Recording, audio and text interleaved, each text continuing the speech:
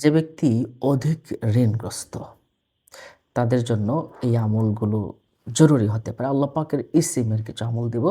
আপনারা অবশ্যই ওই আমলটা করেন। প্রত্যেক ফরজ নামাজের পরে ৭ বার ওই ২ টা তো অবশ্যই পড়বেন। এটা আপনারা জেনে নেবেন। আল্লাহুম্মা কফিনি বিহালালিকা আন হারামিকা ওয়াগনিনি বিফদলিকা আম্মান সিওয়াক। এটা কিন্তু হাদিস শরীফের একটা আমল। এটা আপনি করবেনই ৭ বার আপনি পড়বেন আল্লাহুম্মা কফিনি বিহালালিকা আন হারামিকা ওয়াগনিনি বিফদলিকা আম্মান সিওয়াকা। আপনার ঋণ কিন্তু পাহাড় সমান হলেও কিন্তু আল্লাহ পাক হয়তো এর উসিলায় আপনার ঋণগুলোকে হয়তো একসময় শেষ করে দিবেন। তা আর বাকিয়াতুস সালিহাত নামক একটা কিতাবে এসেছে। খুব ভালো একটি কিতাব। যে কিতাবে এসেছে যে ব্যক্তি প্রত্যেক রাতে এই আমলটা করবে। কি আমল? ১১ বার দুরূদ শরীফ শুরুতে পড়বে। তারপরে ১৩৬ বার ১৩৬ বার ইয়া মুগনি, ইয়া মুগনি ১৩৬ বার পাঠ করবে। তারপর আবার ১১ বার দুরূদ শরীফ পাঠ করবে। নিশ্চয়ই বিষয়টা বুঝতে পারছেন। ১১ বার দুরূদ শরীফ, ১৩৬ বার ইয়া মুগনি, ইয়া মুগনি, ইয়া মুগনি ১৩৬ বার পাঠ করবে। আবার ১১ বার দুরূদ শরীফ পাঠ করবে। ইনশাআল্লাহ তার কোনো অভাব অনটন থাকবেই না ইনশাআল্লাহ।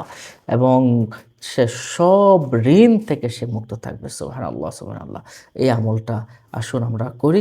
আরেকটা এই নামেরই আরেকটা আমল দেখুন, অধিক ঋণগ্রস্ত যে ব্যক্তি খুব বেশি ঋণগ্রস্ত হয়ে পড়েছে, দৈনিক ৫ ওয়াক্ত নামাজের পরে ২১ বার মাত্র ২১ বার ইয়া মুগনি, ইয়া মুগনি, ইয়া মুগনি, ইয়া মুগনি, ইয়া মুগনি, ইয়া মুগনি, ইয়া মুগনি, ইয়া মুগনি, ইয়া মুগনি, ইয়া মুগনি, ইয়া মুগনি, এভাবে আপনি ২১ বার পাঠ করবেন। তাহলে ইনশাআল্লাহ আপনি অধিক ঋণগ্রস্ত আপনার দূর হয়ে যাবে।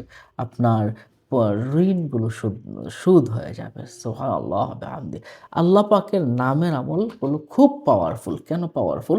আল্লাহ পাক নিজেই বলেছেন, ওয়ালিল্লাহিল আসমাউল হুসনা ফাদউহু বিহা। আল্লাহর সুন্দর নাম রয়েছে, তোমরা সেই নামসমূহে তাকে ডাকো। যারা জ্ঞানী, যারা বুদ্ধিমান তারা তো আল্লাহ পাকের এই নামগুলোতে ডাকে। তাহলে কি করতে হবে? আপনাকে অবশ্যই আপনি প্রত্যেক ফরজ নামাজের পরে আল্লাহুম্মা কফিনি বিহালালিকা আন হারামিকা ওয়াগনিনি বিফদলিকা আম্মান সিওয়াকা এটা পড়বেন ৭ বার। তারপরে ইয়া মুগনি আপনি রাতের বেলায় আপনি ১ম এ ১১ বার দুরূদ শরীফ পাঠ করবেন, ১৩৬ বার পড়বেন, তারপর আবার ১১ বার দুরূদ শরীফ পাঠ করবেন। হ্যাঁ? তারপর ইনশাআল্লাহ আপনার অভাব দূর তো হবেই এবং ঋণ আপনার সম্পূর্ণরূপে আপনি মুক্ত হয়ে যাবেন। আরেকটা আমল, অধিক ঋণগ্রস্ত ব্যক্তি ৫ ওয়াক্ত নামাজের পরে ২১ বার করে ইয়া মুগনি পাঠ করলে ইনশাআল্লাহ স তার ঋণ শেষ হয়ে যাবে ইনশাআল্লাহ। নিশ্চয়ই বুঝতে পারছেন। ভালো থাকুন। আসসালামু আলাইকুম ওয়া রাহমাতুল্লাহি ওয়া বারাকাতুহু। অন্য মুমিন মুসলিমকে জানাতে শেয়ার করে দিন। পরবর্তী ভিডিও পেতে সাবস্ক্রাইব করে আমাদের সাথেই থাকুন।